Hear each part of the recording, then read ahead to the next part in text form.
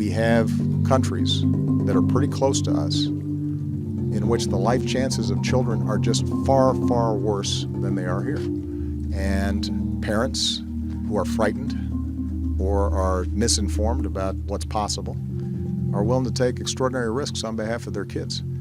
The surge of unaccompanied children and adults with children are arriving at one sector of the border, and that's the Rio Grande Valley.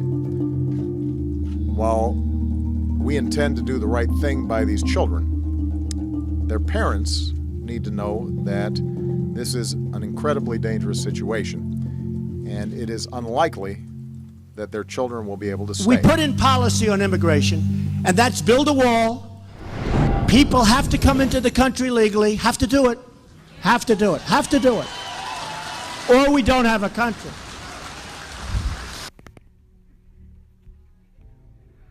$11.2 million illegal immigrants are estimated to be in the U.S. At least 71% of Latino kids live in dire poverty. Almost 20% of Latino kids with immigrant parents do not have health insurance coverage, leaving them in great danger in case anything severe happened to them. Although there are many things, like for example DACA, that help lots of Latino kids succeed and stay in school, this still doesn't provide full freedom that U.S. citizens have. Many Latinos, including myself, were born here in the U.S. and don't even have to worry about any legal documentation or even worry about our living conditions here in the U.S. But what if you weren't from the U.S.? What if English wasn't your first language? What if you left everything behind just for the hope of having something much better? Does this really have an impact in our lives? I, just like many of you, had the privilege of being born here in the U.S., but for many other people, this wasn't the case. Many Latino families with kids at an early age migrated into the U.S. illegally, seeking for a better life than what they had in the country in which they were born. My parents are not from the U.S. They both came from Mexico, but after years of being in the U.S., they both were able to get their citizenship. The simple fact of being born here in the U.S. had a positive impact in my life, since I did not have to face many struggles growing up concerning being legal here in the U.S. At least not like my parents did. I lived and am living one side of the story, but I always wondered what different impact not being born here in the U.S. would have had in my life. To learn more about this impact, I went out and interviewed 3 students, 2 whom are undocumented, and 1 who used to be undocumented but now has legal status. How has both you and your parents not being born here in the U.S. impacted your life and lifestyle? Well, that question could have many answers, but for me and my family, I think it has done a greater change for us, a greater change in lifestyle.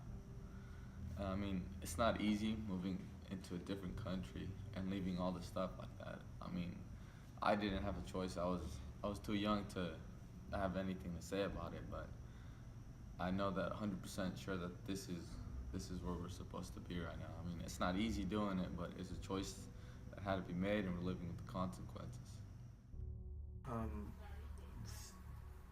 When we first came to this country, bro, it was a struggle. Like I said, we didn't come here crossing the border. We pretty much came here on vacation to the U.S. and we overstayed on our visa. And I mean, even though we're like technically in a way documented, but technically not documented because we don't have that permission from the country, from the U.S. government to stay here illegally. See, we came here on vacation thinking, we're gonna go back. But my dad's family was like, hey, stay here, wait, you make more money here with your degree than over there in Mexico. So my dad was like, okay, we'll stay here. And my dad had a degree he went to university. He studied to become a mechanic in robotics or something, I believe something like that.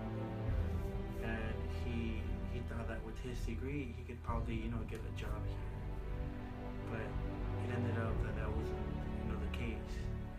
There's no one in this country that would hire you if you brought a degree from outside of the country.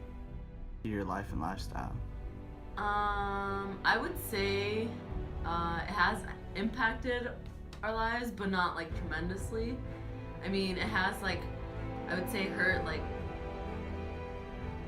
there's like family separation because like some of our family is still in Honduras and then the other half is here, but it hasn't like really created that much of a difference, I would say, since our family's not really close, I'm not gonna lie. And I would say a big one is it has affected us financially because a lot of the people that do receive help from the government either have some sort of like, not all of them, I'm not saying that everyone who receives like help from the government has like papers, but a lot of like the good money that the government gives out, you have to have like legal status.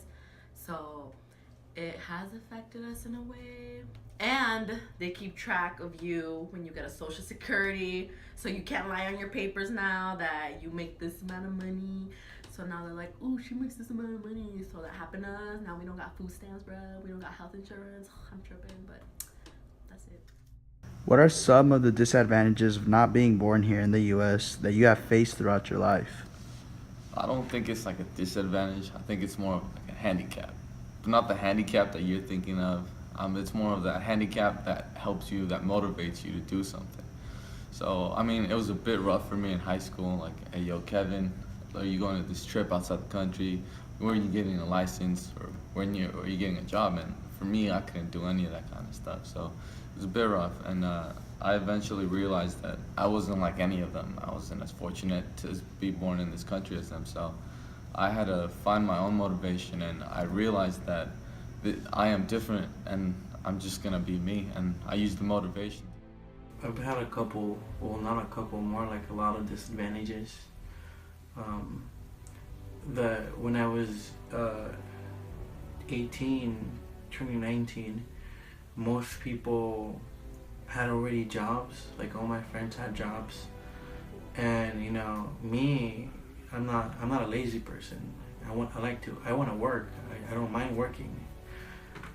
But you know, at the age of 18, it's hard for a person like me to get a job, especially when you don't have any documentation like a work permit, or you don't have a social security. Some of the jobs require a social security and a work authorization from the government. At 18, I didn't work. Well, I did work, but I worked under the table. So I spent about 2 to 3 years working under the table, doing construction, doing roofing, doing cement, concrete. I was getting paid under the table for those first 3 years. One of the main disadvantages would be the language barrier. I mean, it didn't take me that long to learn English, but it was a pretty like huge thing because I love talking. And like when you only talk Spanish, it was kind of rough communicating with people. But after I learned English, I was like, hey, it was good.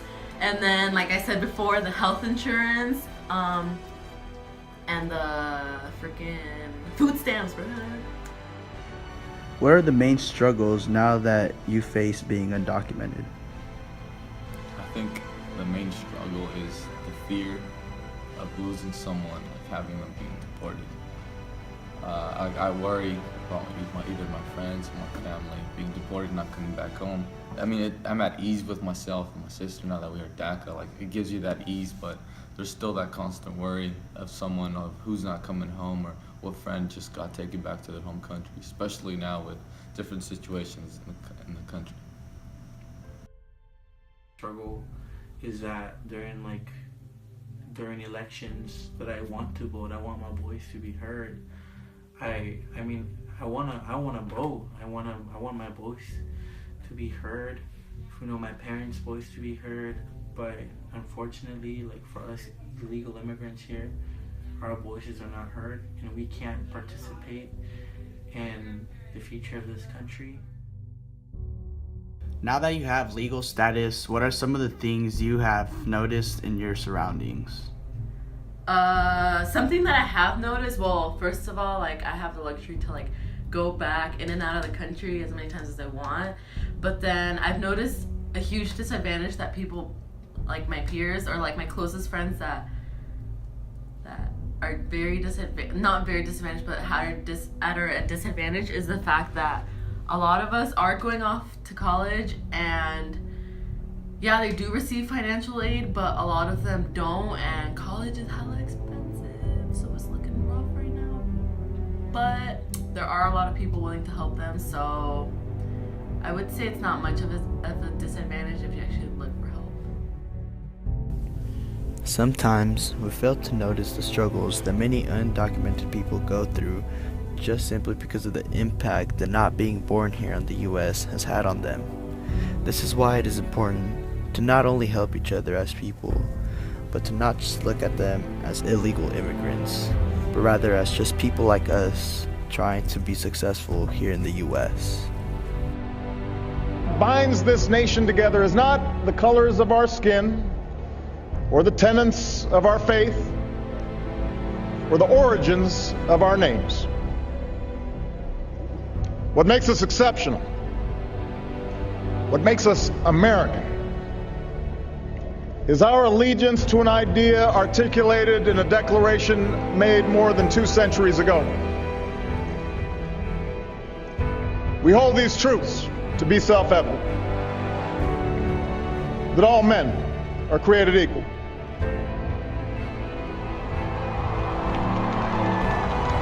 that they are endowed by their Creator with certain unalienable rights,